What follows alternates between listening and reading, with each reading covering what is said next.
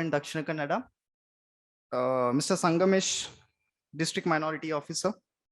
Mr. Manjunath, Taluk Extension Officer. Mr. Virupaksha, Kannada Lecturer, NDPU.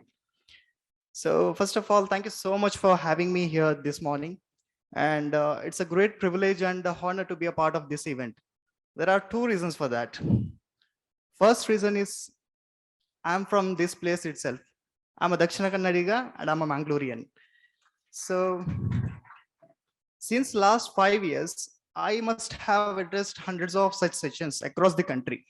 But today I'm feeling very happy and I'm extremely feeling good to address you people that you are my own people. That's the primary reason. And the second reason is I would like to remember Captain Manivannan sir here. Captain Manivannan sir is the Secretary of Karnataka State Government. He gave me this particular opportunity to address to you people. So I must remember him in this particular occasion. So let's begin the session. So are you all ready? Are you all ready? Yes, that's great.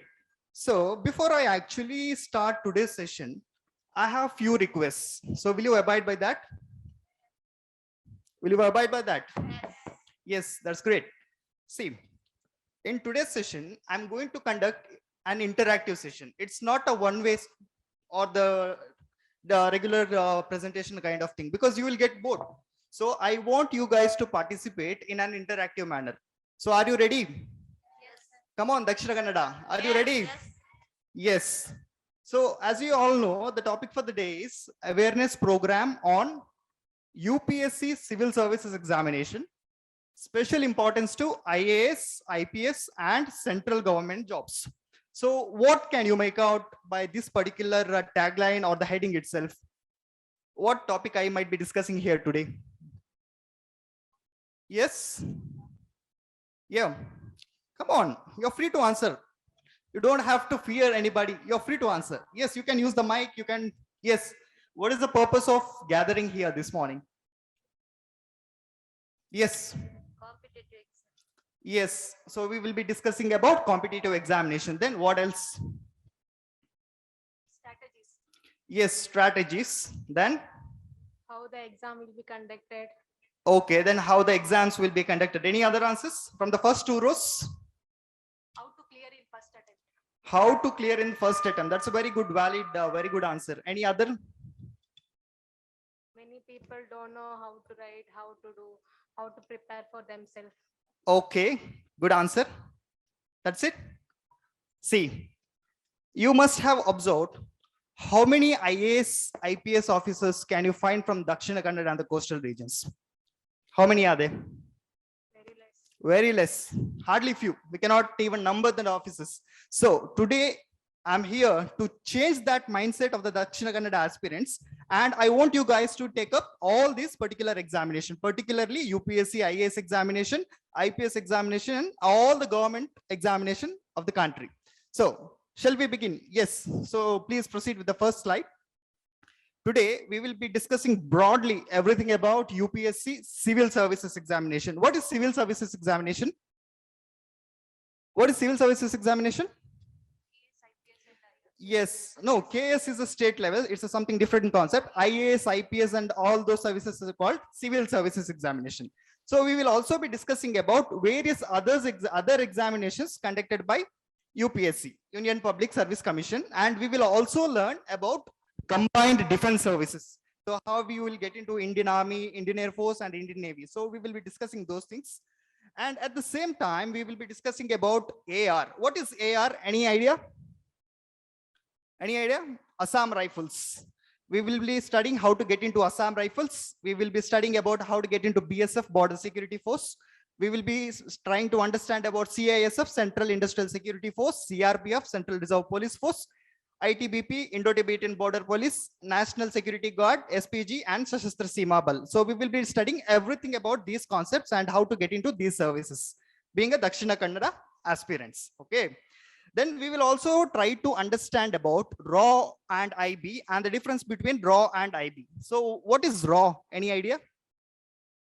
Research and analysis wing. So we'll be studying about research and analysis wing, and we will also try to differentiate between IB, Intelligence Bureau. And we will also study about Staff Selection Commission. What is Staff Selection Commission? Any idea? Any idea? Staff Selection Commission? It's a part of central government job. We will be studying about Staff Selection Commission. We will also study about Railway Recruitment Board, and we will also have a look at State Public Service Commission, that is our own KPSC, and the difference between the central government job and the state government job. And at the end of the session, we will have a Q&A session. So are you ready? Are you ready, guys? Come on. Yes. Next slide, please. See, after looking at this particular slide, what conclusion can you make out?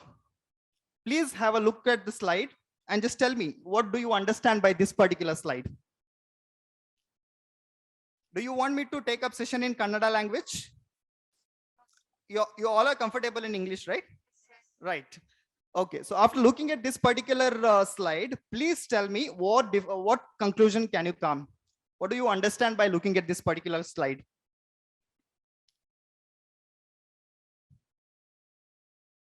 Anyone? Any student is ready to answer? Okay, let me explain. See, this particular slide is all about classification of civil services. If you look at Civil Services Examination in India, it is broadly classified into 3 different types. First one is All India Services. Second one is Central Civil Services. And the third one is State Administrative Services. When you look at All India Services, you can find 3 services. Which are those? IAS, IPS, and IFS. What is an abbreviation of IAS? Indian Administrative Service. Yes. Then what is IPS? Indian Police Service. And what is IFS? Indian Foreign or Forest Service. How many of you support forest? Please raise your hand. Indian Forest Service. 1, 2, 3, 4, 5, 6. Everybody. Yeah, great. Okay. So IFS is all about Indian Forest Service, not foreign services. Foreign services comes under Central Civil Services. Okay. Excluding these 3 services, that is IAS, IPS, and IFS, all other government jobs comes under which category? Central government comes under which category? Central Civil Services. Okay. And Central Civil Services is further divided into different types: Group A jobs, Group B jobs, and Group C jobs. And recently they have eliminated Group D jobs. So I will not discuss about Group D. So Central Civil Services, you have Group A, Group B, and Group C. And which is the third type of classification in civil services? State Administrative Services. For example, in Karnataka, we have KPSC. So this is a broad classification of civil services. Whenever you plan to take up civil services examination, unless and until you come to know about this classification, it's very difficult to prepare for any exam. So are you well versed, and are you well versed with this particular slide? Yes. You are in a position to differentiate between all the 3 services, right? Yes. See, okay, All India Services, Central Civil Services, and State Civil Services. See, this particular slide will explain you about the official notifications of all the examinations in the central government and All India Services. This will not apply to the State Administrative Services. These things has to be kept in mind. See, look at the notification month. When the notifications are released for all the central government jobs and All India Services jobs, which month? February. In the month of February, the official notifications are released through gazetted notification of India. In the month of June, preliminary examination. What is the duration between the notification and the preliminary examination? How many months? Hardly 4 months. Once you get through the preliminary examination, when the main examinations will be conducted? September or October. Again, what is the difference? What is the duration between these 2 gaps? 3 to 4 months, hardly. Then the interview will be scheduled in the month of February or March, and the final results of all the central government examination will be released in the month of April or May. Just by looking at all these slides, what conclusions can you come out with? Just look at the slide and just tell me what conclusions can you come out with. 1 year, yes.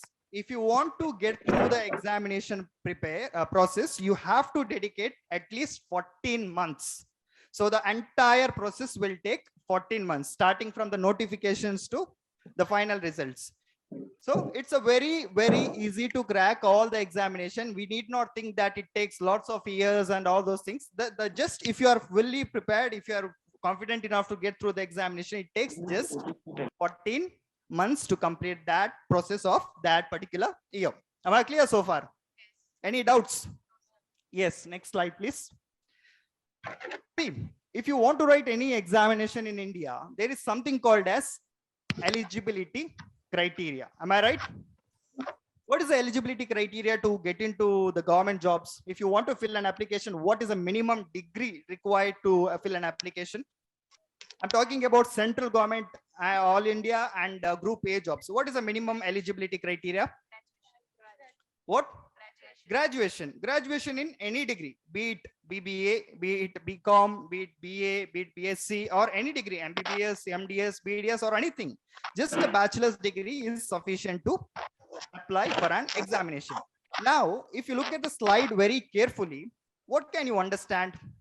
Here in this particular slide, what it is trying to indicate?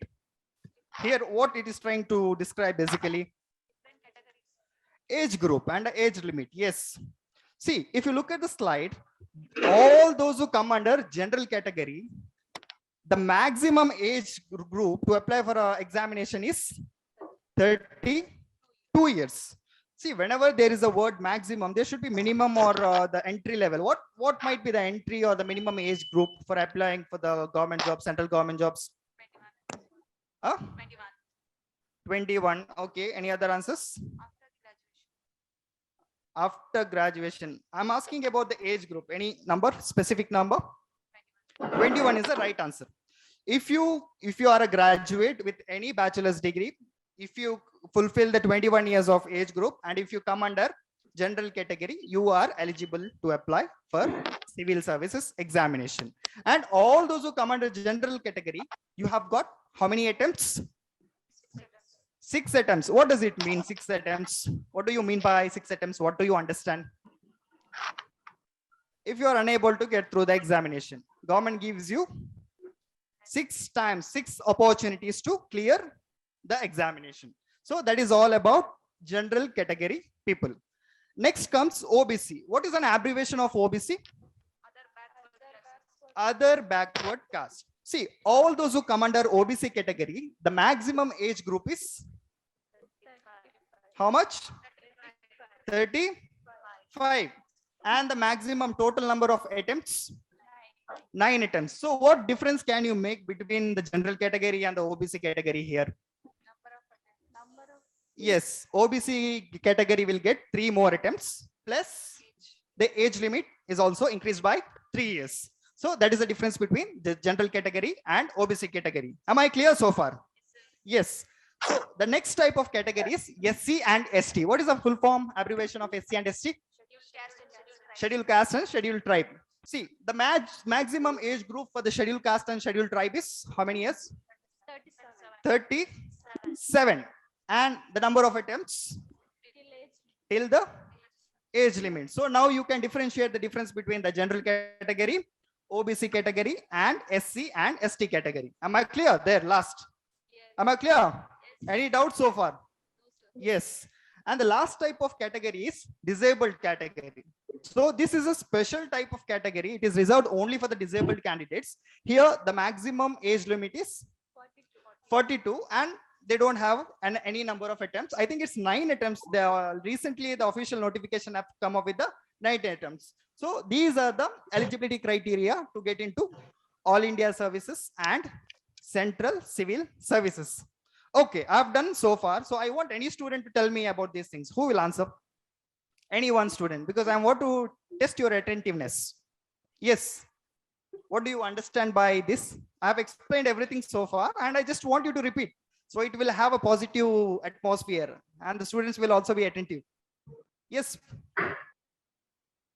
In a different category, they don't have any reservation kind. So that's why they were giving more attempts yes, because they were economically or financially backward. So that's why the government will be given more opportunities. yes, for yes. Yeah, that's a good answer. Any other answers from any other students? Yes, first row. Any answers? No? Second? No? No, sir. Third? Okay, I think I believe that you must have understood the process, right?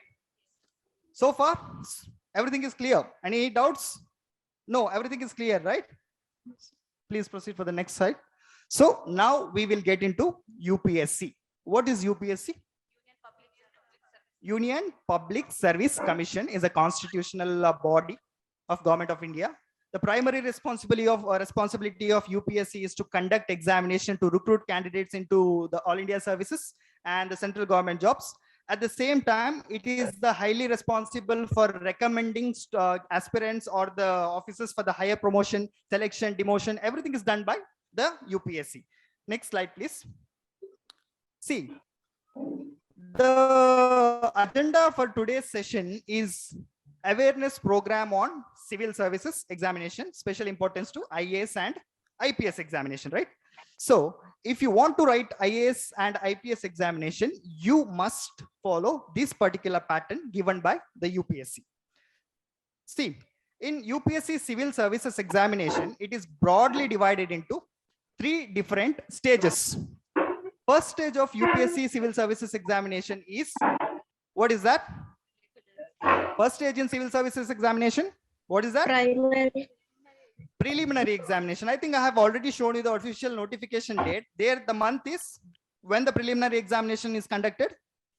June. Every year in the month of June, UPSC conducts preliminary examination to select candidates into IAS, IPS and central government jobs. Which is the next stage? Once you get through the preliminary examination, which is the next stage? Mains examination. When the examination is conducted? October. And if you are lucky enough to get through the main examination, what is the next stage? Interview. When it will be conducted? March or April. So this is the 3 important stages in civil services examination. This has to be kept in mind. The first stage is preliminary examination, second stage is mains examination, and the third stage is interview. In the preliminary examination, if you look at that particular segment, what can you make out? Look at the slide. In the preliminary examination, what can you make out? Yes, in the preliminary examination, there are 2 papers. Okay. First paper is General Studies 1. Second paper is General Studies 2. It is also called as CSAT paper, Civil Services Aptitude Test. In the GS1 paper, the maximum marks allotted is 200 marks. Here there will be 100 questions. If you get it right, you will get 2 marks as a credit and the maximum marks is 200. But in the General Studies 2 paper, the maximum marks is 200. Even though 200 is given, it is a qualifying paper. What is qualifying paper? What do you understand by qualifying paper? Yes, specific marks has to be scored. The qualifying marks on GS2 paper is 66.66. Unless and until you get that marks, your paper 1 will not be evaluated. Okay. Even if you score 100 plus in GS1 and if you get less than 66.66 in paper 2, your paper will not be evaluated at any cost. Let's say if you get through the examination, if you're lucky enough to score 66.66 plus 100 plus in GS1 paper, you will be qualified for the next level of examination. Which is next level of examination? Mains examination. In the mains examination, there are 7 plus 2 papers. Why I am saying this 7 plus 2? Any idea? Total there are 9 papers. I am specifically saying there are 7 plus 2. Why is that? Yes, 2 papers are qualifying in nature. 7 papers marks are counted for the final merit. So I'm saying that is 7 plus 2. Total 9 papers in the mains examination. Here again, you will qualify the main examination, which is the next process, the final process of examination. Interview. Where it will be held? in Delhi. You have to go to UPSC Bhavan. The final interview will be held in Delhi. Now let's discuss about the marks in mains paper. Each paper has got 250 marks. So what will be the grand total? 250 into 7? 250 into 7? 1750. So the grand total in mains examination is 1750. Again, there is a catch. What did I say? Two papers are qualifying in nature. Unless and until you get 75 marks each in both the papers, in the qualifying paper, these papers will not be what? It will not be evaluated at any cost.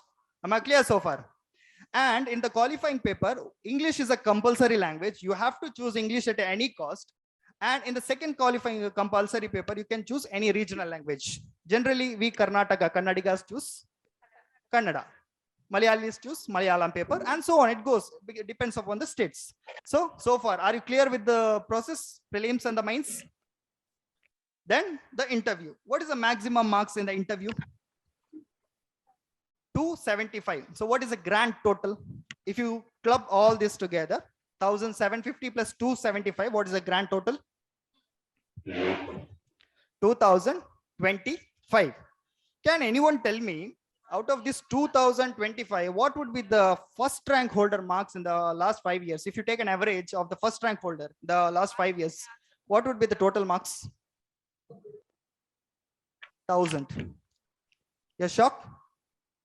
We generally think that if you want to become an IAS officer or IPS officer, we should get 95%, 90+%. No, if you get just 50%, and if you are in that particular list, you will become an IAS, IPS, or the central government officer. Now tell me, is it difficult to get through the examination? How many of you say it's difficult? Please raise your hand. So everybody thinks it's easy. Very nice. Okay, next slide, please. Okay, since I think I have already covered this part, civil services preliminary examination. How many papers are there in the civil services preliminary papers? How many papers? How many papers? Two papers. Which are those? General Studies 1 and General Studies 2. General Studies 2 is also called as what? CSAT paper. Keep one thing in mind. Civil Services Preliminary Examination is a MCQ based pattern of examination. It's not a descriptive type. So there will be four options.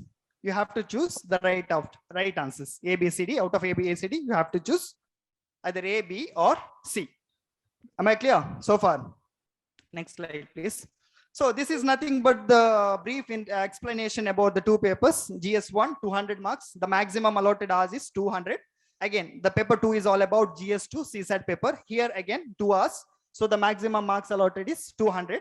So the grand total in preliminary examination is 400. Again, it is a qualifying nature. If you get through the preliminary examination, you will be qualified for the next level of examination, that is mains examination. Now, there might be a question in your mind that what type of questions might be asked in GS1 and GS2, right? Yes or no? Students, come on. Yes or no? Yes, sir. In GS1 paper, generally 80% questions are related to current affairs. Okay. 80% questions are related to current affairs. So what I'm trying to say is, if you are well versed with the day-to-day activities, if you are well established with the news and newspapers, you can easily crack GS1 paper in the preliminary examination. In GS1 paper, most of the questions are asked related to current affairs, and some questions are asked based on the history of India and Indian and the world geography, Indian polity and governance, economic and social development, general issues on environment, general science, gist of India yearbook. And if you go through the previous 5 years question paper in that segment, you can easily cover all those aspects. So what I'm trying to say is 80% from the newspaper and remaining 20% from the exact syllabus and the previous year question paper. So if you go through the prior years of question paper, 20% of portions are covered in the static area, and the current affairs, you can clear it in by reading newspaper and going through the general current affairs. Am I clear so far? Am I clear? Yes. Yes, that's great.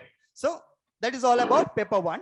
And paper 2 is all about logical reasoning and mental ability. What do you mean by this? Logical reasoning and mental ability. Yes, somebody wants to answer, last row. You want to say something? Okay. See, CSAT paper is all about testing your mental ability. The primary objective of UPSC is to check whether you are capable of taking that pressure. For example, in the comprehension and the passage part, there will be a day-to-day activities and real-life incidents and passages will be given. They will test your mental alertness and attentiveness in that particular segment. So GS2 paper is all about testing your mental ability, whether you are suit or whether you are fit to take up or become a civil servant of the country or not. So this is a clear-cut explanations about both the papers in civil services preliminary examination, right? Any doubts so far? Yes, yes. Yes, there is obviously 0.33%, 1/3 of marks. If you get it right, +2. If you make any error or if any mistake, 0.33, 1/3 of marks will be deducted. That's what is a competitive examination. So it's a very good question. Yeah. So there is a negative marks in the preliminary examination. So far, any doubts, students? Any doubts? Shall I proceed further? Yes. Next slide, please. Once you get through preliminary examination, which is the next stage? Mains examination. In the mains examination, I have clearly told that how many papers? 7 Nine. papers. And everything is clear. 7 papers, 2 papers are qualifying nature. There is one catch in this particular slide. What is that? Optional paper, right? Everybody has a doubt. What is this optional paper? Everybody knows GS1 paper is all about history and geography. Paper 2 is all about polity and constitution. Paper 3 is about science and technology, environment and disaster management. Paper 4 is about ethics. But optional paper, there is a doubt among most of the aspirants. So today I will clear that. So what optional is all about? See, you are very much clear and very much flexible and you have understood everything about the papers in the mains examination, right? So when you look at optional paper, this is blur actually. I can't see that. Can you readjust? Hello, sir. It's okay. It's okay, sir. Fine. No problem. I'll manage. See, in the optional segment, you can see political science, engineering, medical science, commerce and management, and literature, right? See, in the optional paper, let me give you my example. I am from management background. I'm a graduate in business management and administration. I'm from management background. So I'm very much flexible in management paper. Generally, which paper I will choose? Generally, let's take it general assumptions. Which paper I will choose? It's natural that I will choose management, but it is not compulsory that I need to choose the management paper itself. I can choose any paper. I can choose political science paper, but whether I will choose engineering and medical science paper, why? Because that is not my expertise. And if I choose that, I am definitely going to fail in UPSC examination. So that is all about optional paper. Generally, what I have seen in my teaching experience is most of the students opt for the optional paper based on their respective degrees. All those who come under political science, they have optional papers such as economics, geography, and history, and some other papers such as public administration, sociology, and so on. And those who from the engineering background, you have only 3 papers as an optional paper. Which are those? Civil engineering, electrical engineering, mechanical engineering. What about other streams of computer science engineers? What about computer science engineers? They will not opt for optional papers. Generally, they go for any other alternative choice, such as public administration, management, or so on. Okay. Then the medical science, naturally 99% of the medical graduates opt for medical science paper in their optional segment. Then science, BSc student has got a lot of opportunity these days in the civil services because of 2 reasons. First is they can easily crack CSAT examination. How? They can easily crack CSAT examination. How? Because yes, most of the questions are mathematics related. So they can easily crack preliminary examination. At the same time, in the mains also, they can easily crack the papers such as agriculture, botany, chemistry, anthropology, animal husbandry, mathematics, statistics, physics, chemistry, and so on. So nowadays, over the last few years, most of the engineers and BSc students are getting through the examination. Okay, so this is all about the optional paper for the science students. Next comes commerce and management. They have commerce and accountancy. Then the literature part. What is literature? What do you understand by literature? Yes, language. There are many language out of all the scheduled languages. I think all the languages is there in the UPSC mains examination. And you must be knowing that 2016 or 2017, our Karnataka topper, Miss Nandini KR, has opted Kannada literature. Yes, from Kolar. Yes, Kolar district. She secured first rank in the entire India, whole all India, pan India basis. And she has opted Kannada literature as her optional paper. So what I'm trying to say is, out of 7 papers, 5 papers are compulsory, 2 papers are optional paper. You are free to choose any papers out of your choice, wish and will. Okay, am I clear so far? So what did I discuss so far? What did I say? Yes, optionals. Then you need not explain everything. Just tell me what points you have taken. Yes. Yeah. Okay. Qualifying paper, yes. CSAT, yes. Then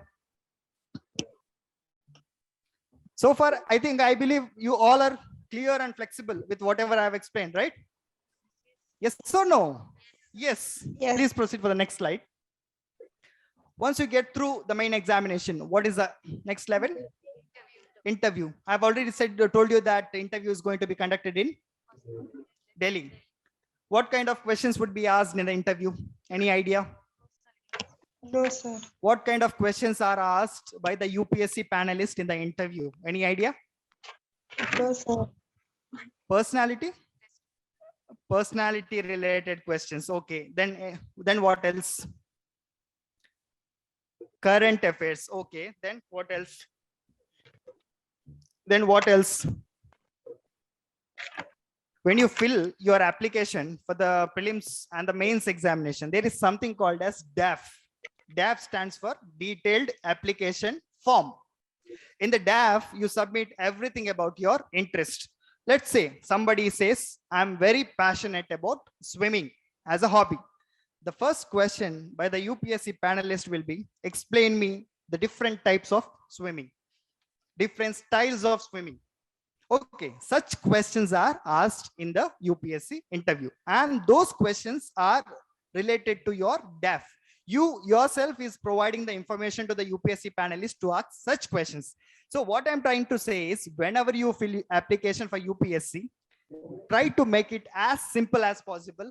Try to make it genuine and don't bluff it in the application. Some people say that I'm good at public speaking, I'm good at communication skills, I'm good at doing that, I'm doing good at this. But the first questions will be asked by the UPSC panelists will be related to your hobby. Then the current affairs. Yes, obviously, you can expect the same day current affairs as well. UPSC members can ask any questions just to check or just to know whether you are actually you have the potential to get into Indian Civil Services or not. So these are the various 3 stages of UPSC Civil Services prelims, mains, and interview. I think I've already covered about these things, the marks, right? What is the total marks? Total marks? Huh? 1,750 plus how many marks in the interview? 275. The grand total is 2025. If anybody asks, you must be in a position to explain about all these things in a flash of sound. Okay, so the qualifying marks is the grand total in UPSC examination is 2025, and if you get around 1,000 plus, you will clear the examination. Yes, next slide, please. See, so far I've explained about only one examination, which is that UPSC. Which is that? There are many exams in UPSC, right? No, Civil Yes. Services Examination. if you clear only one examination, I'm talking about only one exam, you are eligible to get into all these 24 services in the government of India. Okay. And out of these 24 services, I have highlighted 3 services in red ink. Why is that? Huh? All India service.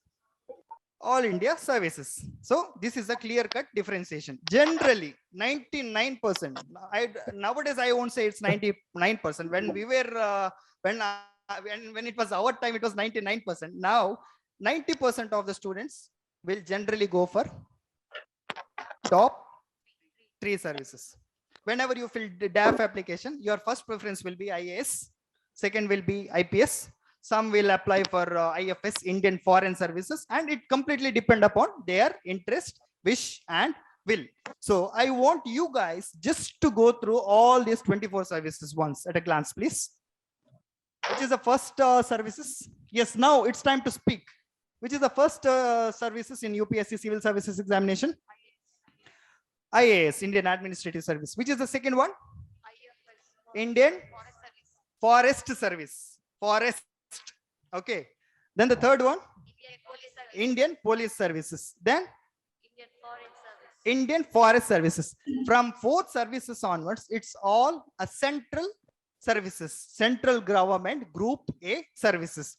They have many services such as foreign services, accounts and finance, Indian audit, revenue, customs and central excise, then Indian revenue services, income tax, all those comes to your raid, right?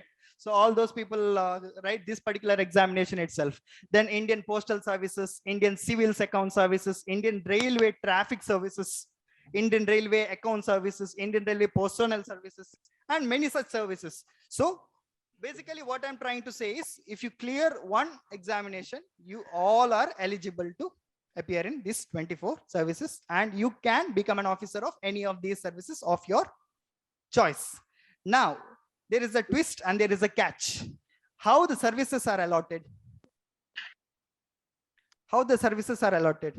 Let's say I've secured, let me give an example. I've secured 160 rank. My all India ranking is 160. Will I get IAS? No. Why? Yes, there is a prescribed rank every year. It depends upon the number of vacancies. Generally, you can take on an average, you can take 150. If you come under 150, if your ranking is top 150, you will get Indian Administrative Service. If your ranking is around 210, what would be your service? Indian Forest Service, and so on. It keeps on rotating. And there is a catch. There is one more catch here.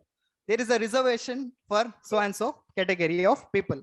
OBC have their own reserved category. SC, ST people have reserved category. Again, if the person from OBC or ST, if the person gets around 160, whether he or she will get IAS?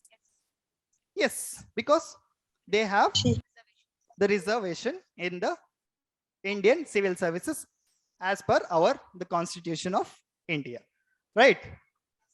Any doubts? Any questions so far? No.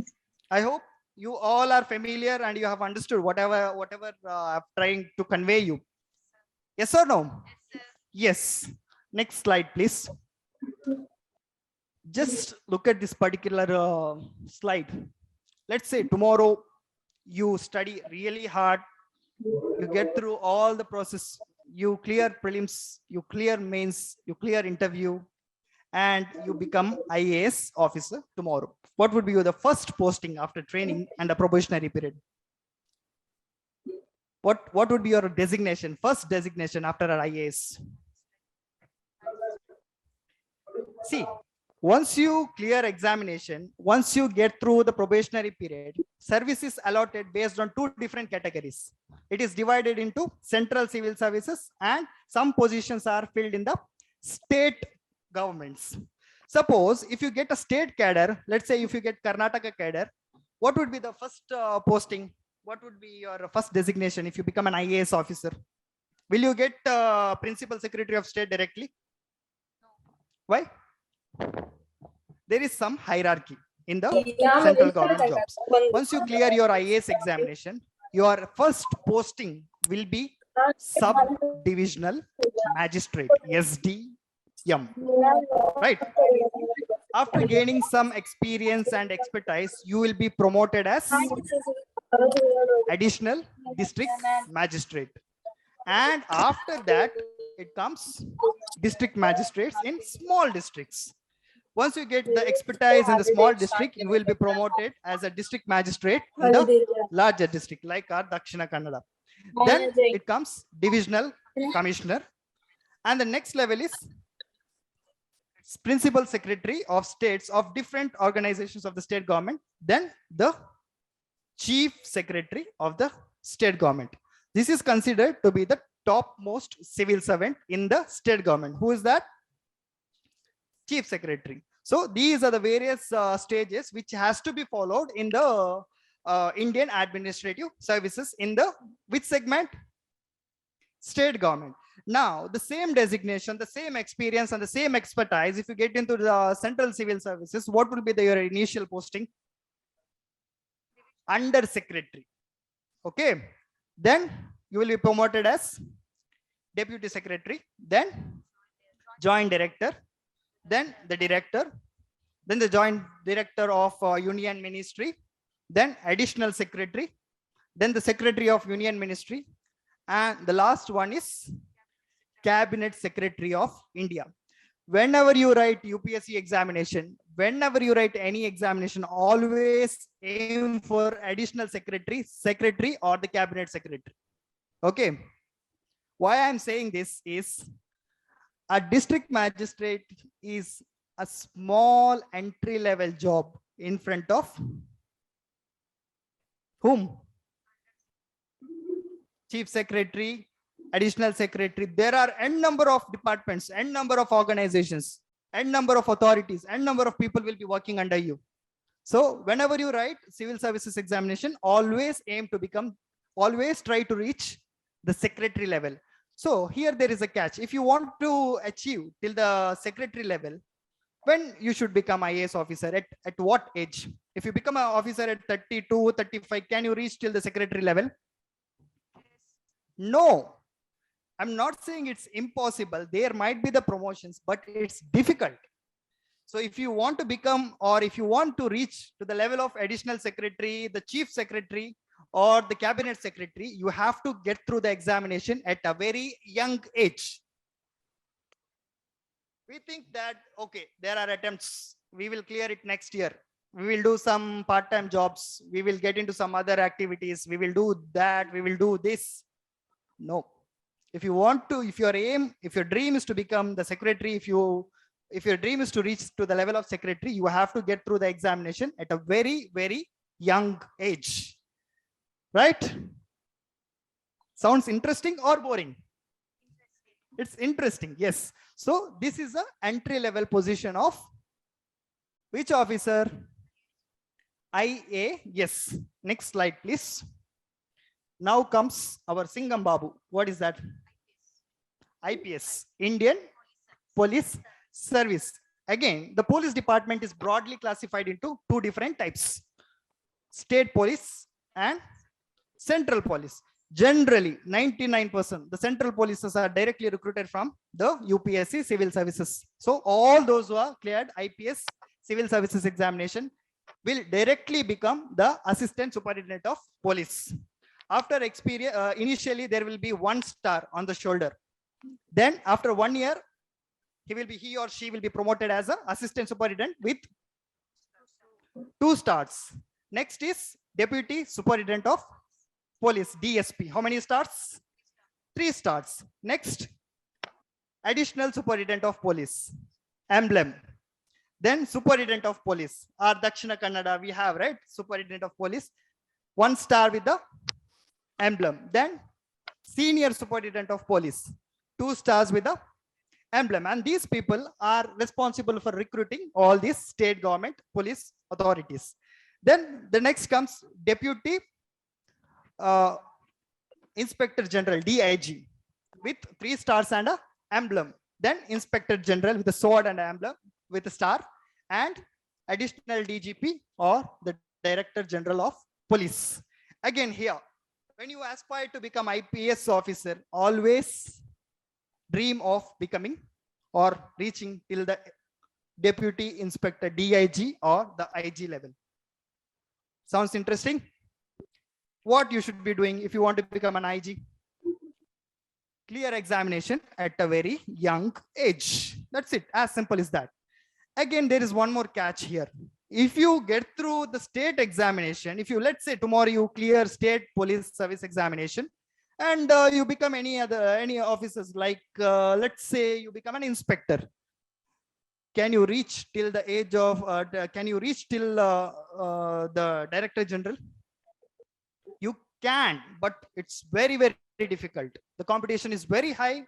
90% of the people will come to this particular stage through clearing UPSC Civil Services Examination. Right.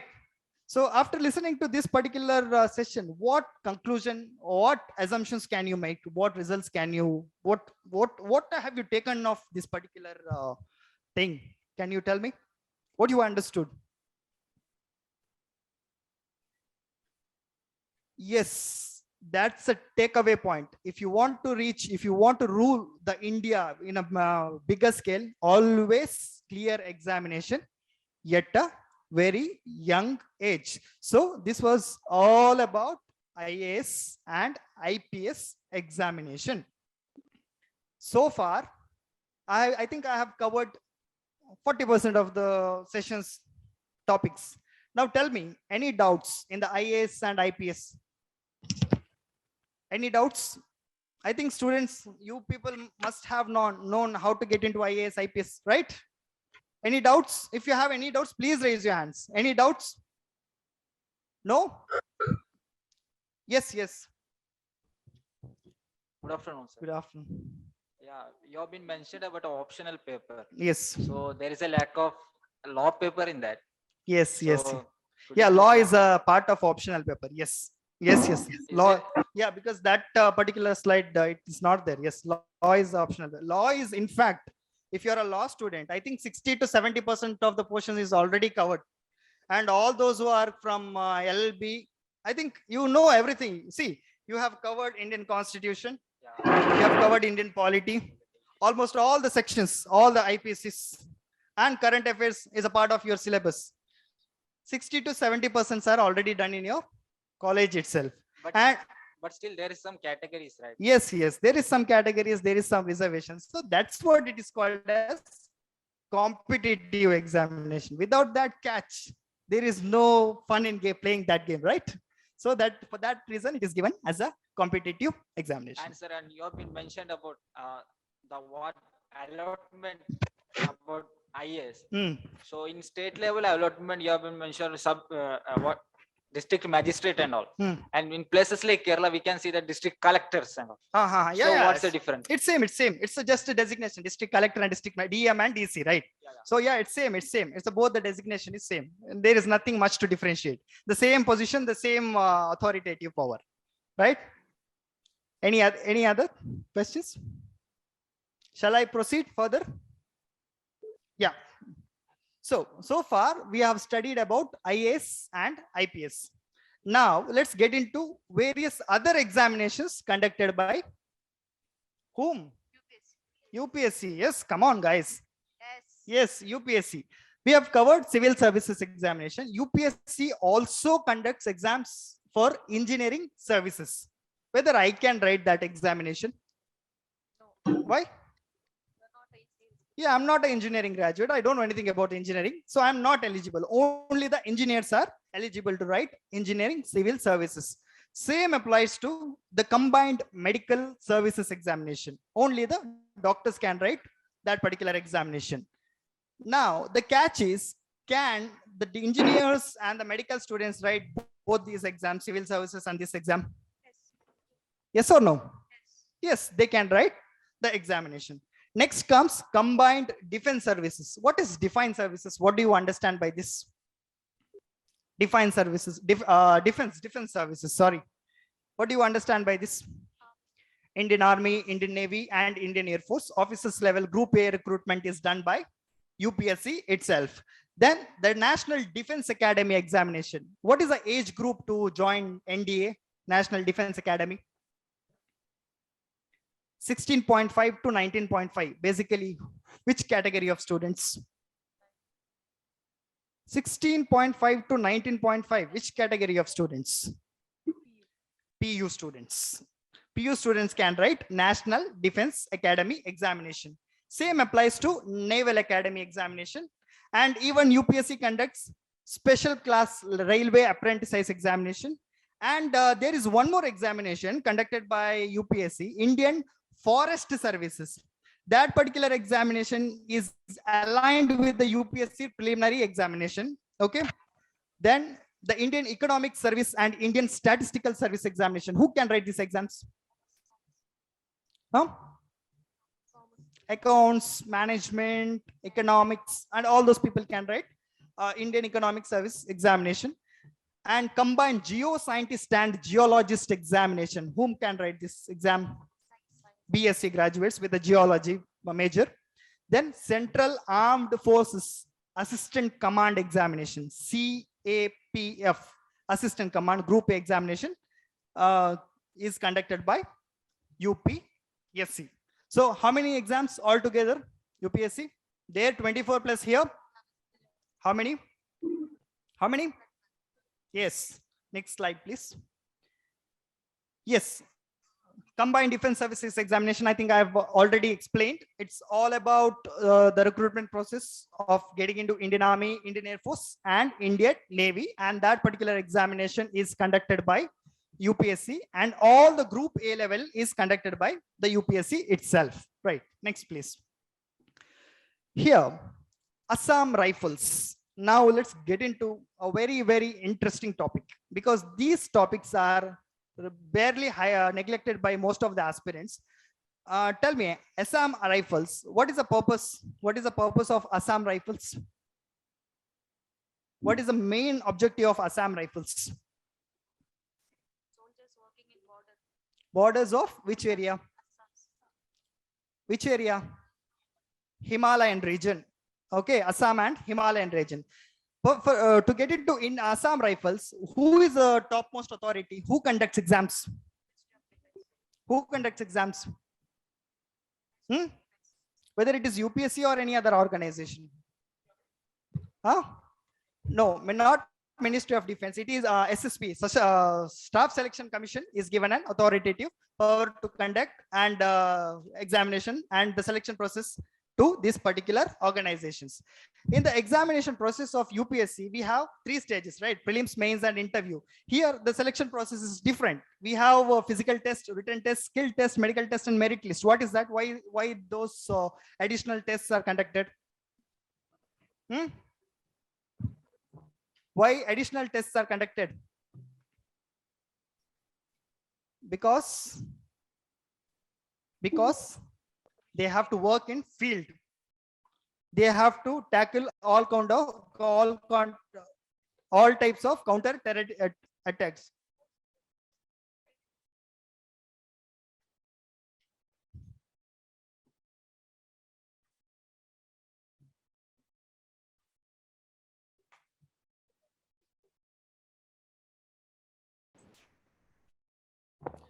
Right.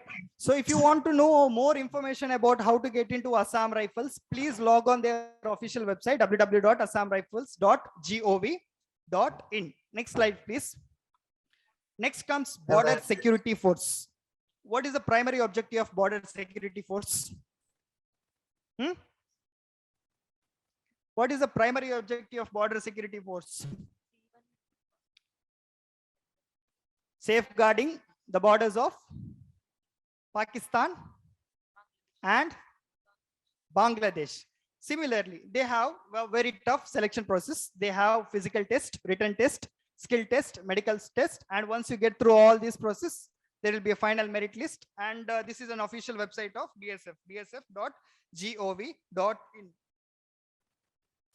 Next is CRPF, Central Reserve Police Force. Where can you find these people?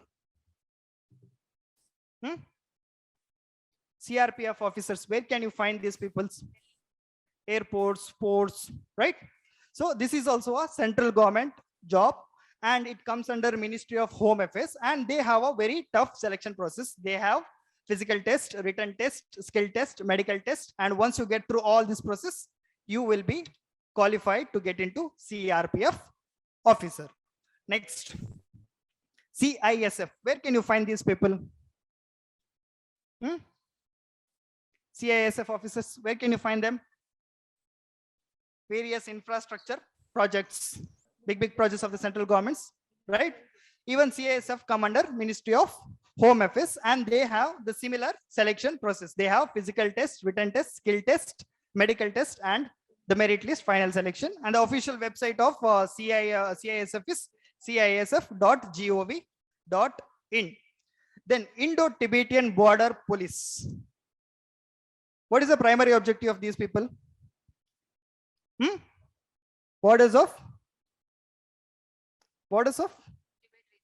Tibetan region, right? So these people are responsible for safeguarding the borders of Tibetan region. Again, this particular organization also comes under Ministry of Home Affairs, and their examination process is also similar to CRPF and CISF, right? Next slide. Then National Security Guards. They are also called as Black Cats. What is the purpose of these organizations? What is the duty of these officers? Counter-terrorism unit of India. It comes under Ministry of Home Affairs. Home Minister heads this organization, NSG. They are also called as Black Cats. Next one. Special Protection Group. Who are these people? Giving security for higher officials. Prime ministers and high official people. These people give the protection. Next one. Shastra Seema Bal. What is the duty of these people? Safeguarding the boundaries of Nepal and Bhutan. Again, this organization comes under the organization of this comes under Ministry of Home Affairs. Next. Wait. See, I've explained various organizations such as CISF, CRPF, NSG, and many organizations, right? I think 6 to 7. Do you know who heads all these organizations? Who is a topmost officer? Who is the head of all these organizations? Is an IPS officer. Now tell me the advantages of becoming IPS officer. Anybody can join these organizations at any point of time, anytime. But all these organizations are headed by an IPS officer. If you look at the head of all these organizations, they are IPS itself. So IPS has got such a dominating power in the Indian law and order and maintenance, right? So always try to get into Indian police services as well, right? Am I clear so far? Yes. Now comes a very interesting topic, research and analysis wing, RAW. What do you understand by this? What is the primary objective and the duty of RAW? How? Yes, spy. Yeah. Ekta Tiger. How many of you have watched that movie? Ekta Tiger. Ekta Tiger, right? Ekta Tiger. Huh? Yeah, beast. Yeah. So RAW, these people are a sting operating officers, and the primary objective of these officers is maintaining the law and order of the country in the where? Outside the boundaries, in the foreign countries. These people are responsible for delivering the sensitive and the secret informations. These people are directly in touch with all the defense services, Army, Navy, and Air Force. And RAW is one such job in the Indian government which has a very good potential, but there is only one condition if you want to become a RAW. What is that? One condition to become a RAW officer. You should not reveal your. Why? You should never reveal your identity. You can find a barber or a shopkeeper in Mangalore as well as a RAW officer. Who knows? Right? So raw officers they have to hide their identity, and they can take up any other professions in India and outside the countries. And that particular organization is directly comes under PMO, Prime Minister's Office.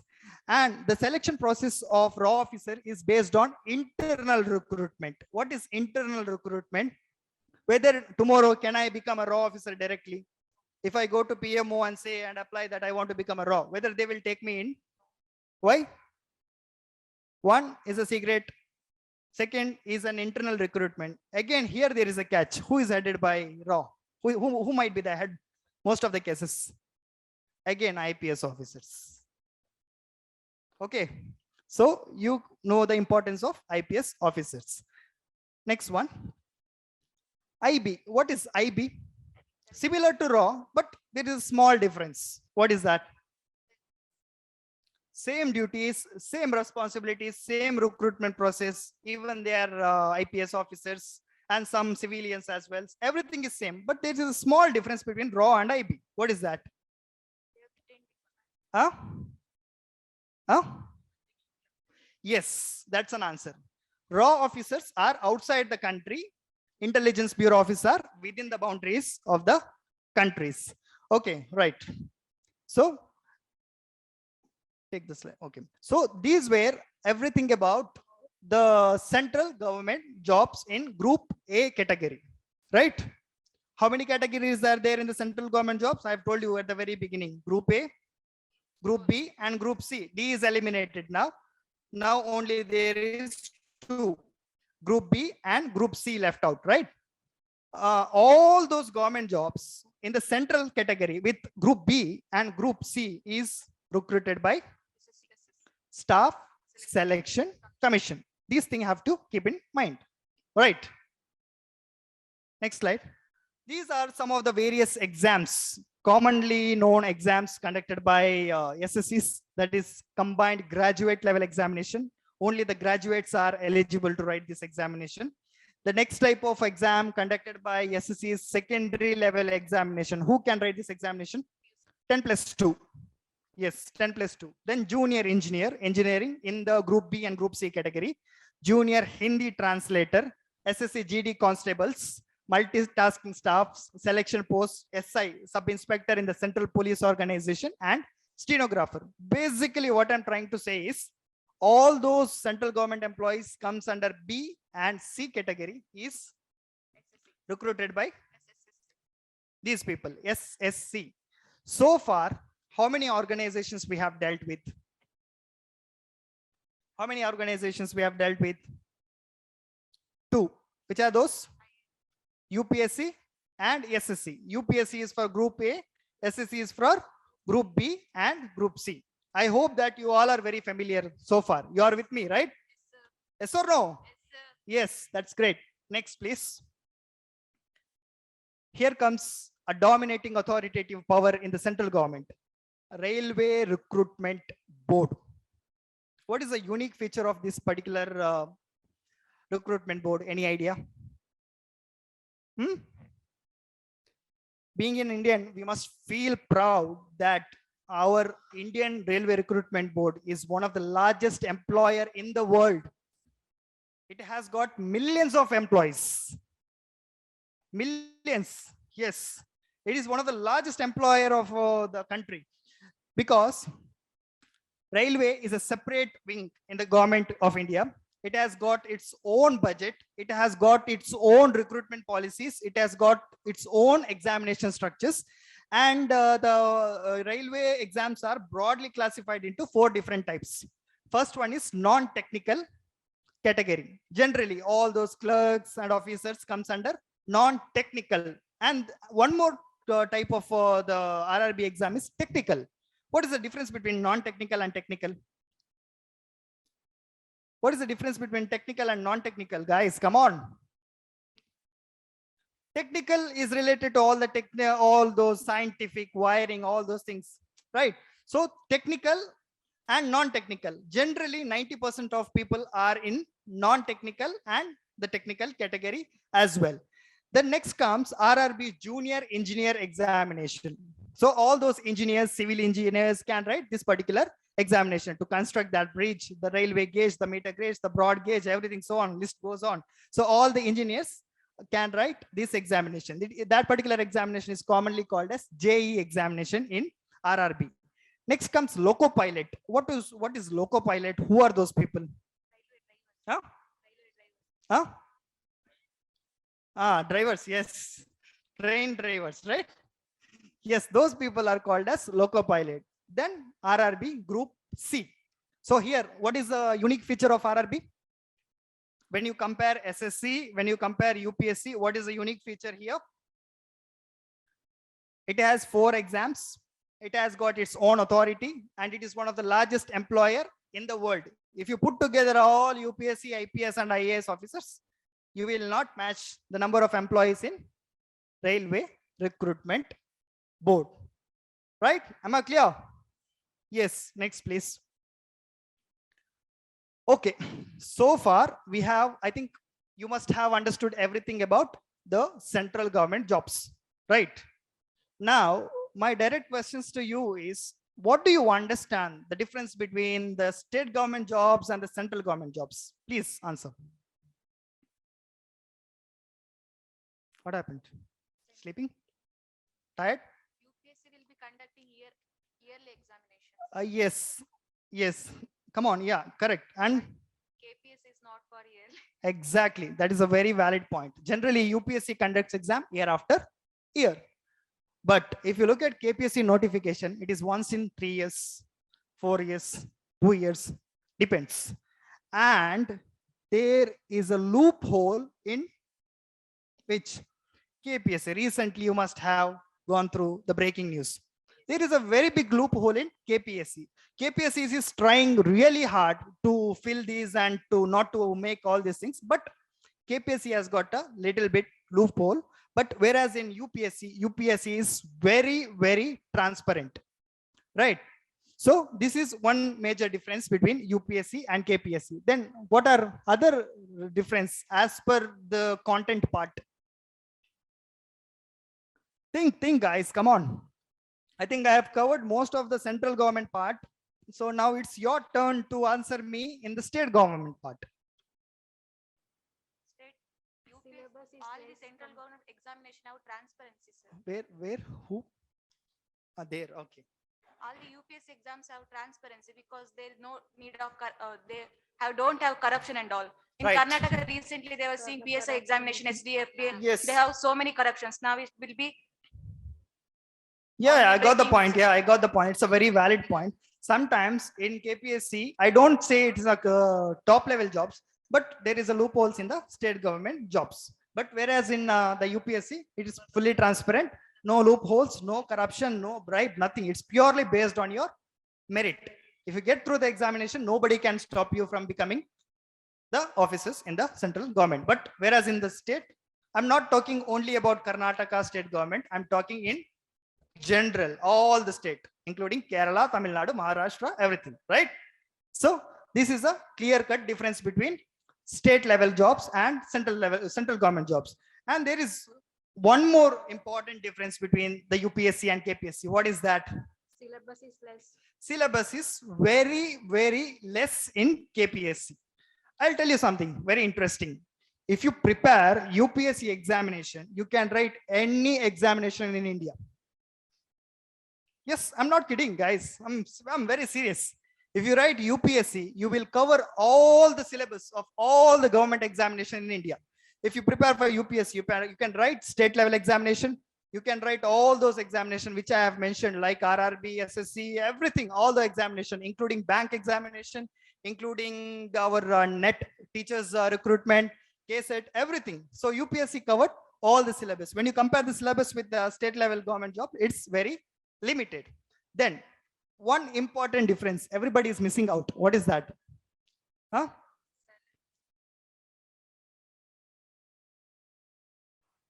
Yes, that is the answer, but I'm looking for a specific answer. You're near to that particular answer. Can you please make it clear?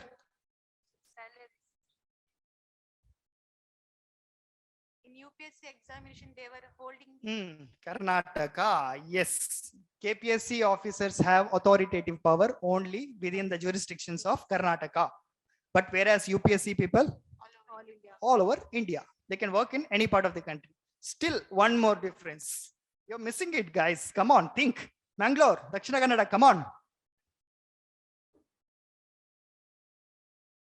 Exactly. That's a very, yeah, right. So, Central Civil Services and State Civil Services. It's completely a two different what? Segment. Yes. Last one more difference. One more difference. I can write a book on that particular topic. I am looking for one answer. One last difference, please. What about the competition? UPSC is a TC, sir. KPSC in Tahsildar and all. Yes, correct. Great. Yeah. What about competition in these two examination? Any idea? Because this is an awareness program, you must know everything about the concept in detail. Let me tell you the competition in UPSC. Generally, every year, how many students apply for UPSC? Any idea? I'm just talking about application. Just application. 20 lakhs, How many? 2 million. Who said 2 million? Half of that. Yes, 1 million. 10 lakhs. 10 lakhs people apply for IAS or Civil Services Examination. Out of 10 lakhs, nearly 5 lakhs will appear in the preliminary examination. Out of these 5 lakh people, hardly 15 to 20,000 are qualified for main examination. Okay. Out of this 20,000, 3,000 are called for final interview in Delhi. Out of this 3,000, only 1,000 will get a job.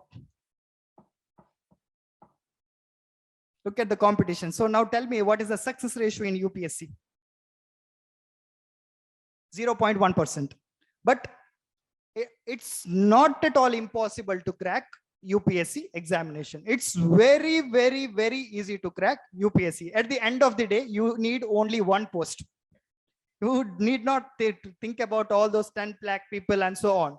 If you are very good enough, if you follow the protocols, if you follow the syllabus, you can clear UPSC examination in just 1 year. Yes, mark my words, in just 1 year. If you are hardworking, if you are dedicated, if you know the syllabus, if you go as per the syllabus and the required study materials, you can clear UPSC examination in just 1 year. So after you clear examination, your lifestyle completely changes. You're not a common man then, right, sir? Yes. So that is the difference between the UPSC and State Public Service Commission examination. Yes, I think I need not explain this slide. What do you understand by this? Each state has got its own Public Service Commission. For example, in Karnataka, we have Karnataka Public Service Commission. Tamil Nadu, they have Tamil Nadu Public Service Commission. Maharashtra Public Service Commission. So each and every state has got its own Public Service Commission in where? In states, right? So far we studied and understood everything about UPSC. We understood about SSC. We understood about RRB. Then State Public Service Commission. Any doubts so far? Anything? Right, excellent. Please proceed. Okay, so I think I've done with 70 to 80% of the slide. So these are very basics, very general topics to be covered. So the first thing to be discussed here is how to crack government examination without coaching. See, I will tell you these things. I'm a faculty member with 5 years of professional experience. Still, I'm saying that coaching is not at all required to crack UPSC examination. Generally, the Dakshina Kannada, the Udupi, entirely the South Kannada aspirants think that if you want to clear IAS, IPS, or any government job, we have to go to where? Delhi, Hyderabad. It's an absolute misconception. If you want to get through UPSC examination, you need not go anywhere. You just sit at the comfort of your home, go through the syllabus as per UPSC. You can easily crack UPSC syllabus. But there is one small catch. What is that? You need a mentor or a guru like our sir, Sangamesh sir, like our teacher, because they will guide you properly. They will show you how our syllabus, how to prepare for examination, and so on. Generally, you don't have to depend on anybody, or you can depend on any person who are in the service. Let me tell you, when our Dakshina Kannada district collector Sasikant Senthil sir was our sir, he used to guide me. I was working as a faculty then. So sir used to tell me what to cover in the syllabus, how to teach students, and so on. Even when A.B. Ibrahim was a district collector in Dakshina Kannada, sir used to come to our college. I graduated from St. Aloysius College, Mangalore. Sir used to come there to spread awareness about civil services. What I'm basically trying to say is you need not go to Delhi to crack UPSC. It's an absolute misconception, right? So I think this is a new thing, or probably you must be knowing at an earlier stage, but you might not have taken it in seriously. So to crack UPSC, you need not go to Delhi. You can sit in Mangalore. You can sit at a comfort home and write and get through the UPSC Civil Services Examination. Then the first most important factor to crack examination is prepare yourself mentally. What do you understand by this? You have to be mentally very strong to write UPSC examination. Why? Should believe in ourselves. Yes, first of all, it is a very competitive examination. You may not get through the examination in first attempt or second attempt or third attempt. Depends. It depends upon the students. Okay. So you have to be mentally prepared that, yes, okay, tomorrow if I did not get through, if I am unable to get through the examination, you shouldn't give up on your dreams. You can find alternative way, but always try to get through the examination selection process. Then the second most important examination strategy to crack UPSC without coaching is to choose an optional paper. Right? Why this point has to be taken very seriously? Because it has a 500 marks.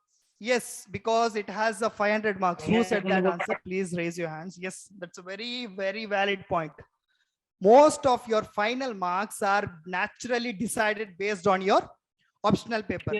If I choose medical science paper, what will I do? How will I write the examination? Right? So optional plays a very important role. Then acquire good study material. From where you can get the study material for free? I'm talking free, not a paid version, free of cost. Online. Yeah. Online. On the official website of NCRT.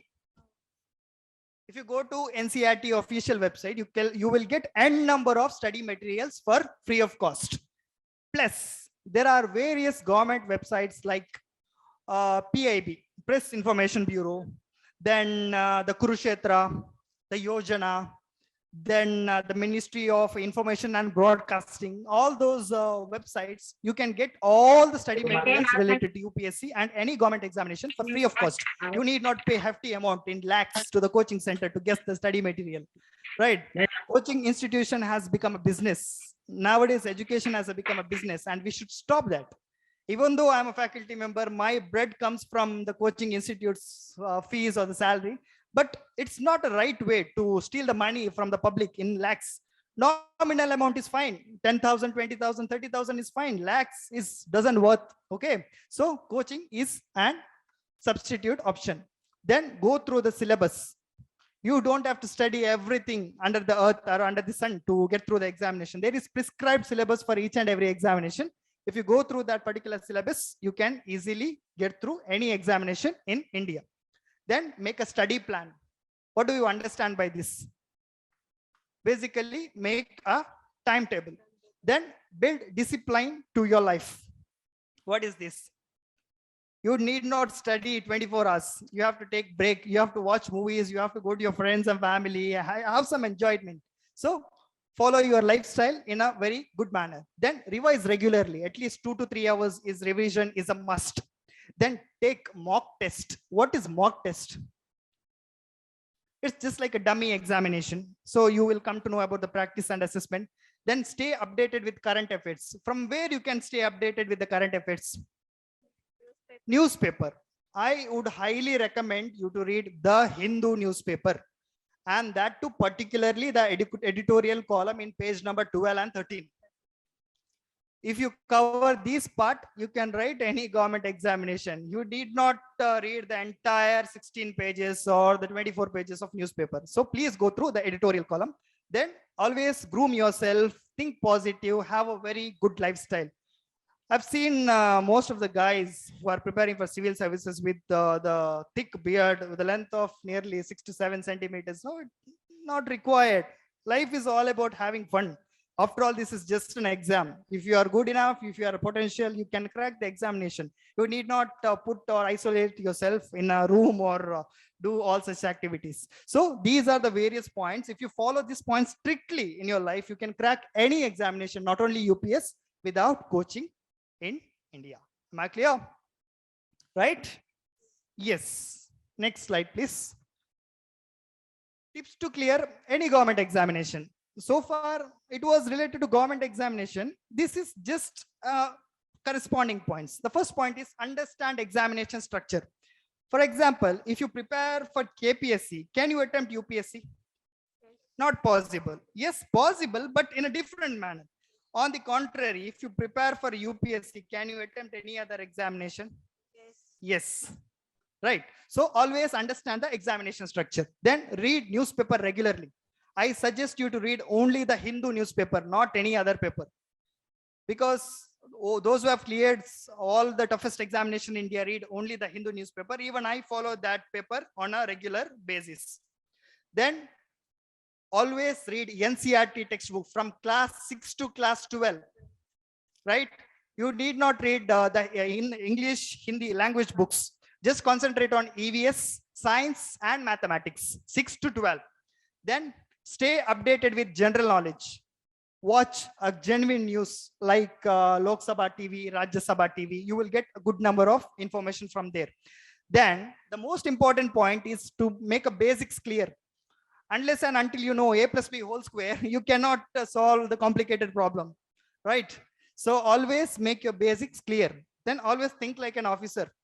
You're not an officer, you're just a civilian, even though you have to think like an officer if you want to become an officer. Everything. Swami Vivekananda ji has rightly said that if you want to achieve something in life, you have to follow your your desires and outcomes. So always think like an officer. The moment you start thinking like an officer, you will become an officer one day for sure. So these are some of the basic tips to clear government examination. Then whenever there is a positive side, there is something called as negative side. So if you want to get through examination, you have to avoid these mistakes. If you avoid these mistakes, you can get through any examination. The first mistakes to be avoided is don't depend on someone else. I might be preparing for UPSC Civil Services Examination. It doesn't mean that you have to prepare for UPSC. You can prepare KPSC. Okay. See, if you are preparing for KPSC, it doesn't mean that I have to prepare only for KPSC. I can concentrate on UPSC because it's my vision will. I did not depend on someone else to prepare for examination. Then improper time management. What is this? Nowadays, everybody are busy in Reels and TikTok, right? It's a perfect example for improper time management. Then no focus on accuracy. We concentrate on any other negative news, negative information. Those things are not at all required. When we start focusing on the positive news, positive information, our life start evolving. Our life starts changing. So always focus on positive, focus on accuracy. Then not having strong basics. I have already told that if your basics is very poor, you cannot clear any examination. Forget about UPSC. Then preparing for too many examinations. What does it mean? I've seen students, my own students, preparing for UPSC, state PCS, RRB, SSC, everything. If I ask them, what is the point of preparing? Oh, okay. If I don't clear UPSC, I can become a so-and-so officer. Mark my words, that he or she will never clear any exam in his life, because it's very impossible to prepare for many examinations on a simultaneous basis. Then reading too many study materials. Now, if you type UPSC on the Google, study materials free of cost UPSC, you will find millions of study materials for free, which is of no use, right? You're getting my point. So never do that. So these are the mistakes to be avoided while preparing for civil services examination. And this is a very important slide to be taken into consideration, be it civil services or any examination in India. These are the various important documents to be submitted while filling prelims exam application. The first documents to be submitted is obviously a photograph. Second document has to be submitted is a scanned signature in a white blank sheet paper. Then any one photo ID card issued by the government of India, be it Aadhaar card, voter ID, PAN card, passport, or anything, right? These are the documents to be submitted for preliminary examination. Once you get through preliminary examination, there is one more application called as DAF. DAF stands for detailed application form. In the DAF, you have to fill everything about your what? Hobbies, interest, educational background, everything. There are around 16 to 18 columns in the DAF. You have to fill everything in detail. So these are the various documents to be submitted. And once you get through preliminary examination, mains examination, you are supposed to attend the interview, right, in Delhi. When you go to Delhi, you have to carry these documents in original. First one, matriculation certificate. What is this? Class 10 certificate.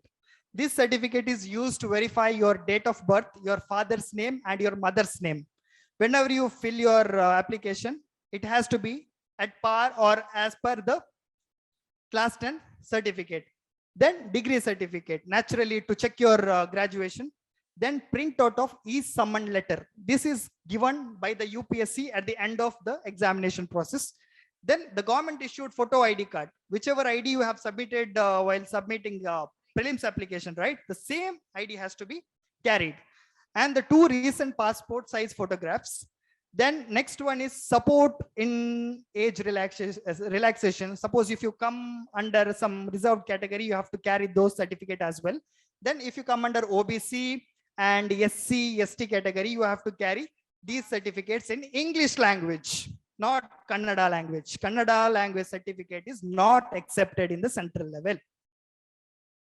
Many students' applications got rejected because they submitted Kannada language caste certificates in the UPSC interview process.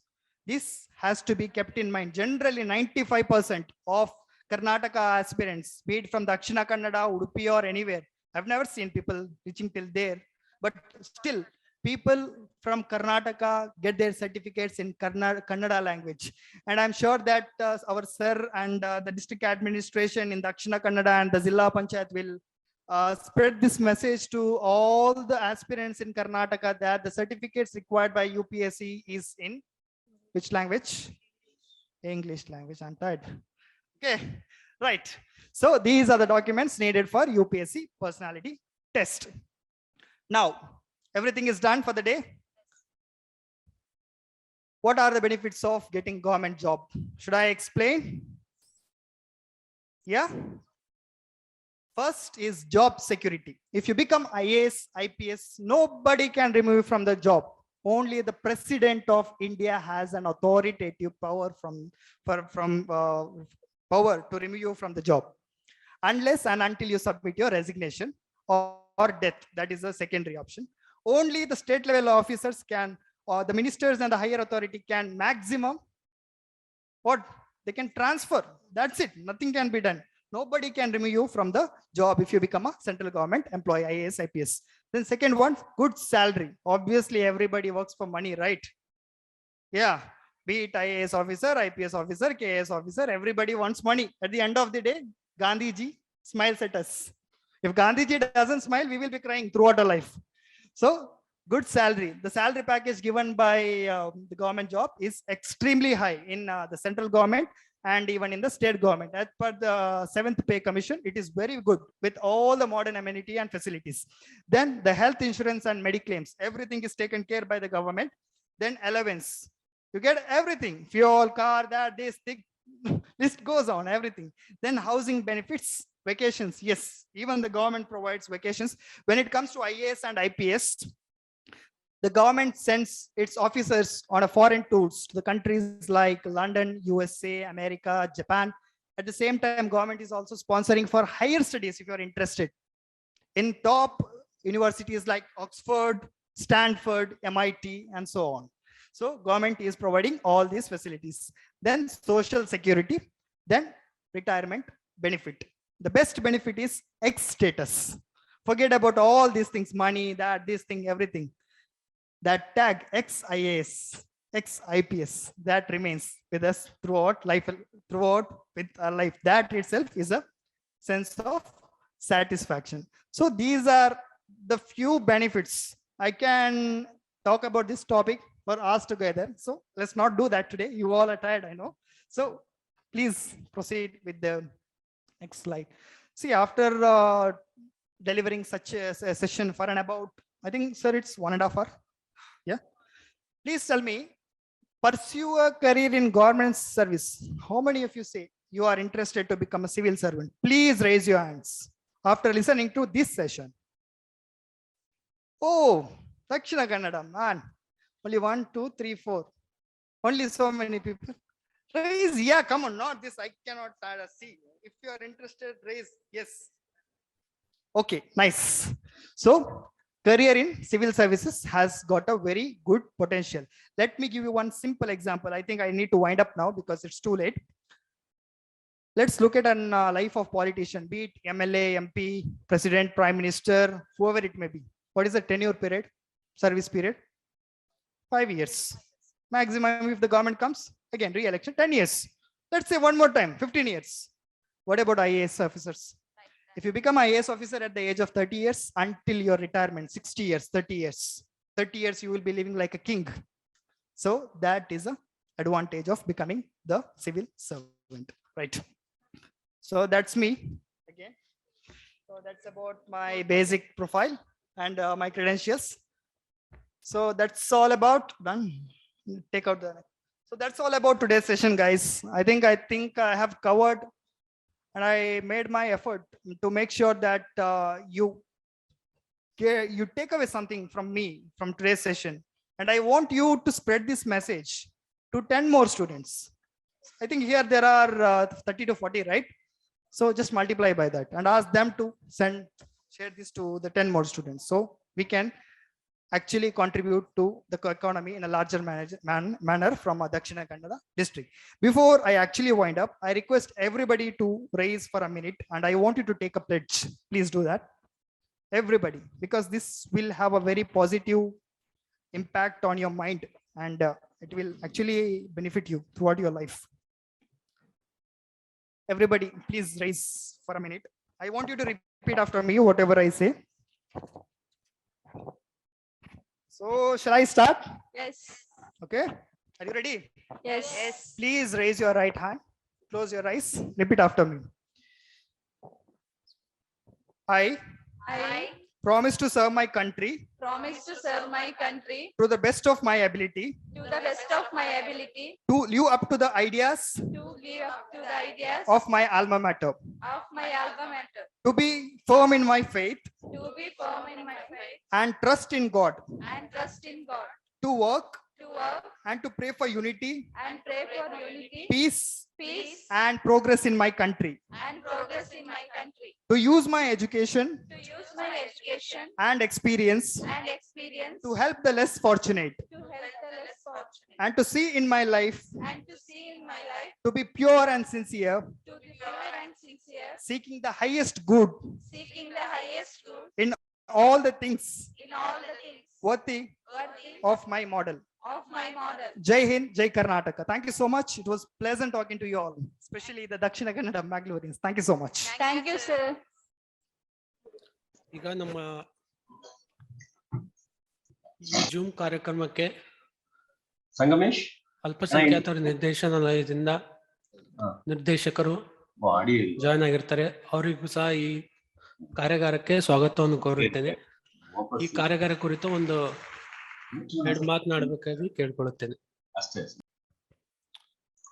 Sir ಅಲ್ಲಿಂದ ಮಾತಾಡಕ್ಕೆ ಆಗ್ತಿಲ್ವಂತೆ, technical issue ಇದೆ ಅಲ್ಲಿ. So ಹಾಗಾಗಿ ಇಷ್ಟೊತ್ತು ತುಂಬಾ brief ಆಗಿ UPSC related ಆಯ್ತು, KPSC related ಆಯ್ತು, ಸ್ಟೇಟ್ ಸರ್ವಿಸಸ್, ಸಿವಿಲ್ ಸರ್ವಿಸಸ್ ಬಗ್ಗೆ ತುಂಬಾ ಚೆನ್ನಾಗಿ ಹೇಳಿಕೊಟ್ಟಿದ್ದಾರೆ. ಈ ಬೇಸಿಕ್ಸ್ ನ ನಿಮ್ಗೆಲ್ಲರಿಗೂ ಬಹಳ ಒಂದು ಬೇಸಿಕ್ ಐಡಿಯಾ ಬಂದಿದೆ. ನೆಕ್ಸ್ಟ್ ನೀವು ಚೂಸ್ ಮಾಡಕ್ಕೊಂದು ತುಂಬಾ ಹೆಲ್ಪ್ ಆಗುತ್ತೆ ಅನ್ಕೋತೀನಿ. ನಾ ಒಂದೆರಡು ಮಾತುಗಳನ್ನ ಹೇಳಕ್ ಇಷ್ಟಪಡ್ತೀನಿ ಇಲ್ಲಿ. ಆಕ್ಚುಲಿ ಸರ್ ಅವರು UPSC ಬಗ್ಗೆ ತುಂಬಾ ಹೇಳಿದ್ರು. Even I was also aspirant ಆಗಿದ್ದೆ ಅದು, ಬಟ್ ರೈಟ್ ನಾವು ಇನ್ನೂ ಅಟೆಂಪ್ಟ್ ಕೊಡ್ತಾ ಇಲ್ಲ. ಮುಂಚೆ ನಾನು ಒಂದು 4 ಅಟೆಂಪ್ಟ್ ಕೊಟ್ಟಿದ್ದೀನಿ ಇದರಲ್ಲಿ, UPSC IAS ಅಥವಾ KS ಗೋಸ್ಕರ ಅಂತ. ಅದರಲ್ಲಿ 2016ರಿಂದ ನಾನು 2015-16ನೇ ಸಾಲಿನಲ್ಲಿ ಮೊದಲನೇ ಅಟೆಂಪ್ಟ್ ನಮ್ದದು. ಅಟೆಂಪ್ಟ್ ತಗೊಳಕಿನ ಮುಂಚೆ ನಾನು ಒಂದು ಕೋಚಿಂಗ್ ತಗೊಂಡಿದ್ದೆ ಡೆಲ್ಲಿಯಲ್ಲಿ ತಗೊಂಡ್ಗೆಸಿಂದು ಕೋಚಿಂಗ್ ತಗೊಂಡು ಅದಾದ ತಕ್ಷಣ ನಾನು ಎಕ್ಸಾಮ್ ಬರ್ದಿರೋದು. ಆ ಒಂದು ಅಟೆಂಪ್ಟ್ ಅಲ್ಲಿ ಏನಾಯ್ತು ಅಂತಂದ್ರೆ ಎಲ್ಲಾ ಬರ್ದಿದೀವಿ ಕರೆಕ್ಟ್ ಆಗಿ. ಪ್ರಿಲಿಮ್ಸ್ ಅಲ್ಲಿ ಒಂದೇ ಒಂದು ಕ್ವಶನ್ ರಾಂಗ್ ಇಂದ ನಂದು ಪ್ರಿಲಿಮ್ಸ್ ಇಂದ ಪಾಸ್ ಆಗಿ ಮೇನ್ಸ್ ಹೋಗ್ಲಿಲ್ಲ. ಸೊ ಯಾಕಂತಂದ್ರೆ ಸರ್ ಹೇಳ್ತಿದ್ರು ನಿಮ್ಗೆ ಒಟ್ಟು ಒಂದು 10 ಲಕ್ಷ ಜನ ಅಪ್ಲೈ ಮಾಡ್ತಾರೆ, 5 ಲಕ್ಷ ಜನ ಅಲ್ಲಿ ಬರೀತಾರೆ, ಅದಾದ ತಕ್ಷಣ 15,000 ಜನ ಮಾತ್ರ ಮೇನ್ಸ್ ಬರೀತಾರೆ ಅಂತ. ಸೊ ಅವಾಗ ಏನಾಗುತ್ತೆ ಅಂತಂದ್ರೆ ಕಟ್ ಥ್ರೋಟ್ ಕಾಂಪಿಟೇಷನ್ ಇರುತ್ತೆ ನಿಮ್ಗೆ. 5 ಲಕ್ಷದಿಂದ 15,000 ಜನಕ್ಕೆ ಹೋಗ್ಬೇಕಾದ್ರೆ ನಿಮ್ಗೆ ಏನಾಗುತ್ತೆ ಗೊತ್ತಾ, 1.3, 0.1 ಮಾರ್ಕ್ಸ್ ಇಂದನೂ ನಿಮ್ಗೆ ಬಹಳ ಒಂದು ಇದಿರುತ್ತೆ. ಆ ಲೆವೆಲಿಗೆ ನೀವು ಕಾಂಪಿಟೇಷನ್ ಪ್ರಿಪೇರ್ ಆಗ್ಬೇಕಾಗುತ್ತೆ. ಸೊ ಹಾಗಾಗಿ ಆ ವರ್ಷ ಆಗ್ಲಿಲ್ಲ ನಂದು. ಅದೇ ನೆಕ್ಸ್ಟ್ ಇಯರ್ ಏನ್ ಮಾಡಿದೆ ಅಂತಂದ್ರೆ 2 ಪೇಪರ್ ಇತ್ತು ಪ್ರಿಲಿಮ್ಸ್ ಅಲ್ಲಿ, ತಮ್ಗೆ ಗೊತ್ತಿರೋ GS1 ಅಂಡ್ GS2 ಅಂತ CSAT ಅಂತಿರೋದು.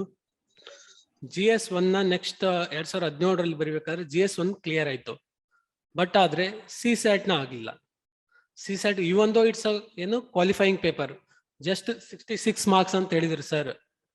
ಸಮ್ ಟೈಮ್ ನಾವ್ ಏನ್ ಮಾಡ್ತೀವಿ ಅಂತಂದ್ರೆ GS1 ಮೋಸ್ಟ್ ಫೋಕಸ್ ಮಾಡ್ಬಿಡ್ತೀವಿ, ಬಟ್ ಅದನ್ನ ಮರ್ತ್ ಬಿಡ್ತೀವಿ, ಯಾಕಂದ್ರೆ ಅದು ಕ್ವಾಲಿಫೈಯಿಂಗ್ ಎಕ್ಸಾಮ್ ಅಂತ ಗೇಸಿನ್. ಆಗೇನಾಗುತ್ತೆ ಅಂತಂದ್ರೆ 66 ಮಾರ್ಕ್ಸ್ ತರೋದ್ನು ಎಷ್ಟೋ ಕಷ್ಟ ಆಗ್ಬಿಡುತ್ತೆ. ಜಸ್ಟ್ 1 ಮಾರ್ಕ್ಸ್ ಇಂದನೂ ಹೋದ್ರು ನೀವು ಇವೊಂದು ನೀವು GS ಅಲ್ಲಿ 100+ ಬಂದ್ರು ನೀವು ಕ್ವಾಲಿಫೈ ಆಗಲ್ಲ ಅಥವಾ ಮೇನ್ಸ್ ಎಕ್ಸಾಮ್ ಬರೆಯೋದಿಲ್ಲ. ಸೊ ಈ ರೀತಿ ಇದಾಯ್ತು. ಅದಾದ್ಮೇಲೆ 2018ರಲ್ಲಿ ಮತ್ತೊಂದು ಟೈಮ್ ಬರೆದೆ. 2018ರಲ್ಲಿ ಲಕ್ಕಿಲಿ ಆ ಟೈಮ್ ನಾವ್ ಏನೇನ್ ಮಿಸ್ಟೇಕ್ಸ್ ಎಲ್ಲ ಮಾಡಿದ್ವಿ ಎಲ್ಲಾನು ರೆಕ್ಟಿಫೈ ಮಾಡ್ಕೊಂಡೆ, ಪ್ರಿಲಿಮ್ಸ್ ಕ್ಲಿಯರ್ ಆಯ್ತು. ಬಟ್ ಮೇನ್ಸ್ಗೂ ಎಕ್ಸಾಮ್ ಬರ್ದೆ, ಬಟ್ ಮೇನ್ಸ್ ಆಗ್ಲಿಲ್ಲ. ಸೊ ಆ ಸ್ಟೇಜ್ ಅಲ್ಲೂ ಮತ್ತೆ ಏನ್ ನಮ್ ಲ್ಯಾಕುನಾಸ್ ಇದಾವಂತ ಗೊತ್ತಾಯ್ತು, ಆ ಎಕ್ಸಾಮ್ ಬರ್ದ ತಕ್ಷಣನೇ ಗೊತ್ತಾಗಿತ್ತು. ಸೊ ಹಾಗಾಗಿ ಮೇನ್ ಇದು ಏನಂತಂತಂದ್ರೆ UPSC ಆಯ್ತು KPSC ಆಯ್ತು ಬರಿಬೇಕಾದ್ರೆ ಗೈಡೆನ್ಸ್ ಸರಿ ಇರಲ್ಲ, ನಮ್ಗೆ ಗೈಡೆನ್ಸ್ ಸರಿ ಇರಲ್ಲ. ಸೊ ಹಾಗಾಗಿ ಗೈಡೆನ್ಸ್ ನಾವು ಕರೆಕ್ಟ್ ಮೆಂಟರ್ಸ್ ನಾವು ಹುಡ್ಕೋಬೇಕು, ಅಥವಾ ಕೋಚಿಂಗ್ ಇನ್ಸ್ಟಿಟ್ಯೂಟ್ ನ ಸರ್ ಹೇಳಿದ್ರು ಕೋಚಿಂಗ್ ಇನ್ಸ್ಟಿಟ್ಯೂಟ್ ನ ಅಷ್ಟು ಅವಶ್ಯಕತೆ ಇಲ್ಲ ಅಂತ. ಎಸ್, ನಿಜವಾಗ್ಲೂ ಕೋಚಿಂಗ್ ನ ಅದ್ರದ್ದು ಒಂದು ಏನು ಇಂಪಾರ್ಟೆನ್ಸ್ ಬಂದ್ಬಿಟ್ಟು 20-30% ಅಷ್ಟೇನೆ. ಅದು ಹೇಳ್ಕೊಡ್ತಾರೆ ನಿಮ್ಗೆ ಏನೇನ್ ಬೌಂಡ್ರಿ ಇದೆ, ಎಷ್ಟೆಷ್ಟು ಬೌಂಡ್ರಿ ಇದೆ, ಇಷ್ಟರಲ್ಲಿ ಓದ್ಬೇಕು, ಈ ಟಾಪಿಕ್ ಅಲ್ಲಿ ಈ ತರ ಕ್ವಶನ್ ಬರುತ್ತೆ ಅಂತ ಹೇಳ್ಕೊಡ್ತಾರೆ. ಬಟ್ ಆದ್ರೆ ನೀವು ಎಲ್ಲಿ ತಪ್ತಾ ಇದ್ದೀರಾ, ಎಲ್ಲಿ ಮಿಸ್ ಮಾಡ್ಕೋತಾ ಇದ್ದೀರಾ ಅಂತ ಅದನ್ನ ಹೇಳ್ಬೇಕಂದ್ರೆ ಪರ್ಸನಲ್ ಅಟೆನ್ಷನ್ ಬೇಕಾಗುತ್ತೆ. ಸೊ ಅದಕ್ಕೋಸ್ಕರ ಮೆಂಟರ್ ತರ ಯಾರಾದ್ರೂ ಇರ್ಬೇಕಾಗತ್ತೆ. ಸೊ ಇದೇ ರೀತಿ ನೀವು ಈಗ ಪ್ರಿಪರೇಷನ್ ಬಂದ್ಬಿಟ್ಟು ಕೆಲವೊಬ್ರಿಗೆ ಇದಾಗಿರ್ಬೋದು, ಎಷ್ಟೋ ಜನ ಇಲ್ಲಿ ಎಲ್ಲರೂ ಕೆಲವ್ರು ಮೆಡಿಕಲ್ ಬ್ಯಾಕ್ ಗ್ರೌಂಡ್ ಇರ್ಬೋದು, ಅಥವಾ ಇಂಜಿನಿಯರಿಂಗ್ ಬ್ಯಾಕ್ ಗ್ರೌಂಡ್ ಇರ್ಬೋದು, ಅಥವಾ ಬಿಸ್ನೆಸ್ ಸೈಡ್ ಇರ್ಬೋದು, ಅಥವಾ ಯಾರೋ ಬೆಳಿಗ್ಗೆ ಲಾ ಅಂತ ಕೇಳ್ತಿದ್ರು ಅವ್ರು ಇರ್ಬೋದು, ಕನ್ಫ್ಯೂಷನ್ ಇರ್ಬೋದು. ಇಷ್ಟೆಲ್ಲ ನಾವೆಲ್ಲ ಈ ತರ ಡಿಫ್ರೆಂಟ್ ಆಗಿ ಓದ್ತಾ ಇದೀವಿ. ಬಟ್ GS1, 2, 3, 4 ಅಂತಂದಾಗೆ ಇದನ್ನೆಲ್ಲ ಓದಕ್ ಆಗುತ್ತಾ ಇಲ್ಲ ಅಂತ. GS1 ನಲ್ಲಿ ಏನಿರುತ್ತೆ ಅಂತಂದ್ರೆ ಹಿಸ್ಟ್ರಿ ಇರುತ್ತೆ, ಓಕೆ, ಮೇಜರ್ ಆಗಿ history, culture, art and culture ಇರುತ್ತೆ. ಬಟ್ ನಾವೆಲ್ಲ ಓದಿರಲ್ಲ, ಇಂಜಿನಿಯರಿಂಗ್ ಓದ್ಬೇಕಾದ್ರೆ ಆಯ್ತು ಅಥವಾ ಸೈನ್ಸ್ ಓದ್ಬೇಕಾದ್ರೆ ಓದಿರಲ್ಲ. ಬಟ್ ಅದೇನು ಅಷ್ಟೇನು ಟಫ್ ಇರೋದಿಲ್ಲ. ಅದು ಸರ್ ಹೇಳಿದಾಗೆ NCERT ಬುಕ್ಸ್ ಗಳಿರ್ತಾವಲ್ಲ, ಬೇಸಿಕ್ ಬುಕ್ಸ್ ಓದ್ರೂ ಸಾಕಾಗುತ್ತೆ. ಬಟ್ ಆದ್ರೆ ಅದಕ್ಕೆ ಒಂದ್ ಸ್ವಲ್ಪ ಎಡಿಷನಲ್ ಟೆಸ್ಟ್ ತಗೋಬೇಕು, ಆತರ ತಗೊಂಡೆಲ್ಲ ನೀವು ಮೇಕಪ್ ಮಾಡ್ಕೋಬೇಕಾಗುತ್ತೆ. ಅದೇ ರೀತಿ ಸೆಕೆಂಡ್ ಪೇಪರ್ ಅಲ್ಲಿ ಏನಿರುತ್ತೆ ಅಂತಂದ್ರೆ ಪಾಲಿಟಿ ಅಂತ ಬರುತ್ತೆ. ಪಾಲಿಟಿ ಅಂತ ಬಂದ್ರೆ ನಮ್ದು ಯಾವ ತರ ಗವರ್ನೆನ್ಸ್ ಇದೆ, ಈಗ ಸೆಂಟ್ರಲ್ ಗವರ್ಮೆಂಟ್ ಯಾವ ತರ ವರ್ಕ್ ಆಗುತ್ತೆ, ಸ್ಟೇಟ್ ಗವರ್ಮೆಂಟ್ ಯಾವ ತರ ವರ್ಕ್ ಆಗುತ್ತೆ, ಮತ್ತೆ ಅಡ್ಮಿನಿಸ್ಟ್ರೇಷನ್ ಸೆಟಪ್ ಯಾವ ತರ ಇದೆ, ಮತ್ತೆ ಇಂಡಿಯಾ ಮತ್ತೆ ಇನ್ನೊಂದು ಔಟ್ ಆಫ್ ಕಂಟ್ರಿ ಬೇರೆ ಕಂಟ್ರಿ ಜೊತೆ ನಮ್ದು ಯಾವ ತರ ರಿಲೇಷನ್ಸ್ ಇದೆ, ಇಂಟರ್ನ್ಯಾಷನಲ್ ರಿಲೇಷನ್ಸ್, ಈ ತರ ಎಲ್ಲ ಬರುತ್ತೆ. ಥರ್ಡ್ ಪೇಪರ್ ಅಲ್ಲಿ ಬಂದ್ಬಿಟ್ಟು ಎಕನಾಮಿಕ್ಸ್ ಬರುತ್ತೆ, ಮೇಜರ್ ಆಗಿ ಎಕನಾಮಿಕ್ಸ್ ಇರುತ್ತೆ, ಎನ್ವೈರ್ಮೆಂಟ್ ಇರುತ್ತೆ, ಇಂಟರ್ನಲ್ ಸೆಕ್ಯೂರಿಟಿ ಅಂತ ಬರುತ್ತೆ. ಅದೇ ರೀತಿ ಫೋರ್ತ್ ಪೇಪರ್ ಅಲ್ಲಿ ಎಥಿಕ್ಸ್ ಅಂತ ಬರುತ್ತೆ. ಯಾಕಂದ್ರೆ ಈ 4 ಪೇಪರ್ ಇದೆಲ್ಲ ತುಂಬಾ ಇಂಪಾರ್ಟೆಂಟ್ ಇವು. ಅದ್ರ ಜೊತೆ ಆಪ್ಷನಲ್ ಬರುತ್ತೆ. ಆಪ್ಷನಲ್ ಬಂದ್ಬಿಟ್ಟು ಇತ್ತೀಚೆಗೆ ಏನಾಗುತ್ತೆ ಅಂದ್ರೆ ಕೆಲವೊಬ್ರು ಎಲ್ಲರೂ ಅವ್ರು ಓದಿದ್ದನ್ನೇ ಸಿಗೋದಿಲ್ಲ. ಕೆಲವೊಬ್ರು ನೋಡಿ, ಇವಂದೋ ಅವರು ನಂದಿನಿ ಮೇಡಮ್ ಬಗ್ಗೆ ಹೇಳಿದ್ರು ರ್ಯಾಂಕ್ 1 ಅಂತ, ಅವರು ಬೇರೆ ಒಂದು ಬ್ಯಾಕ್ ಗ್ರೌಂಡ್ ಇದ್ರು ಸಹ ಅವ್ರು ಏನ್ ಮಾಡ್ತಾರೆ ಅಂದ್ರೆ ಕನ್ನಡ ಲಿಟ್ರೇಚರ್ ತಗೋತಾರೆ. ಸೊ ಹಾಗಾಗಿ ನಾವು ಏನ್ ಓದಿದೀವಿ ಅದನ್ನೇ ತಗೊಂಡು ನಾವು ಕ್ಲಿಯರ್ ಮಾಡ್ಬೇಕಂತನೂ ಏನೂ ಇದಿಲ್ಲ, ಬೇರೆನೂ ತಗೋಬಹುದು. ಡೈರೆಕ್ಟರ್ ಸರ್ ಅವ್ರಿಗೆ ಮಾತಾಡ್ತಾರಂತೆ, ದಯವಿಟ್ಟು ಎಲ್ಲರೂ ಒಂದ್ 5 ನಿಮಿಷ ಕೇಳ್ಕೊ.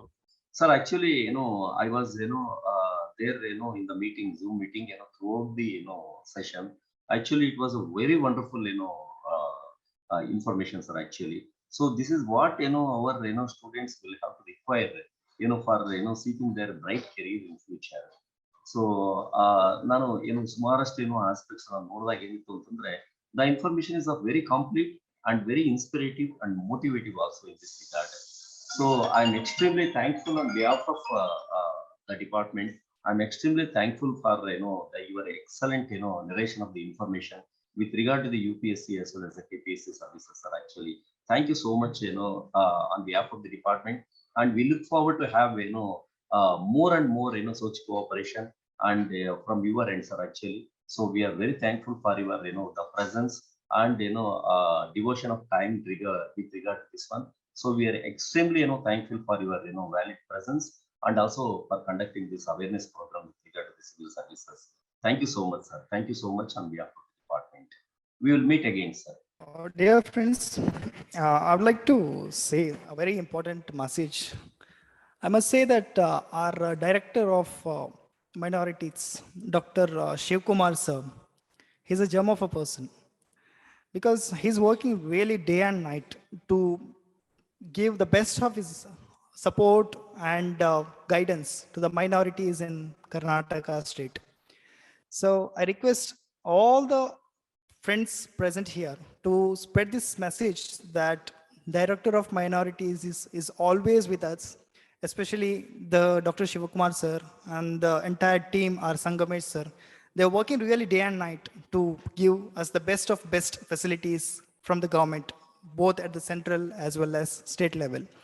And I must also remember Captain Manivannan sir, IAS, Captain Manivannan P, IAS.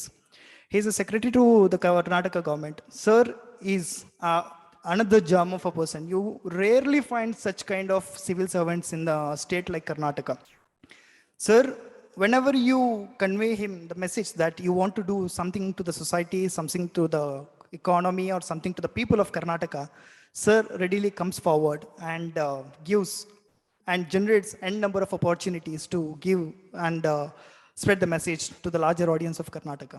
So especially Manivannan sir and Dr. Shivakumar sir, thank you so much. And from the bottom of my heart, I would like to thank you for organizing such a wonderful event in Karnataka, especially that too in my hometown in Dakshina Kannada. Thank you so much, and thanks a lot for the opportunity. Jai Hind. It's an habit. Friends, do you have any doubts? Any queries? Any questions? Yes, sir. Yes. And you can connect me on all the social media handles. And if you have any doubt, I'm free to help you for preparing civil services at any point of time. We are always with you, especially the Dakshina Kannada minorities team. We are always with you for any kind of support. And we want to see you as an IAS, IPS, and IFS officer serving our country with proud, especially from the regions like Dakshina Kannada and Udupi. There is a lack of awareness about civil services, and I want n number of people to come into civil services and make use of this particular opportunity. Wish you all the very best for a bright future. Have a great life ahead. Thank you so much. Good luck. Bye. ಇದುವರೆಗೂ ಈ ಕಾರ್ಯಾಗಾರದಲ್ಲಿ ತುಂಬಾ ಅತ್ಯಂತ ಮಹತ್ವಪೂರ್ಣವಾದ ವಿಚಾರಗಳನ್ನು ತಮಗೆ ತಿಳಿಸಿಕೊಟ್ಟಿರುವಂತಹ ಮೊಹಮ್ಮದ್ ಅಲಿ ರೂಮಿ ಇವರಿಗೆ ನಮ್ಮ ಇಲಾಖೆಯ ಪರವಾಗಿ, ನಮ್ಮ ಇಲಾಖೆಯ ಜಿಲ್ಲಾಧಿಕಾರಿಗಳಾದಂಥ ಸಂಗಮೇಶ್ ಸರ್ ಮತ್ತು ತಾಲೂಕು ವಿಸ್ತರಣಾಧಿಕಾರಿಯಾದಂಥ ಮಂಜುನಾಥ್ ಸರ್ ಅವರು ಒಂದು ಕಿರು ಕಾಣಿಕೆ ಅಥವಾ ಒಂದು ಸನ್ಮಾನವನ್ನು ಮಾಡಬೇಕಾಗಿ ಈ ಒಂದು ಕ್ಷಣದಲ್ಲಿ ಕೇಳ್ಕೊಳ್ತಾ ಇದ್ದೇನೆ.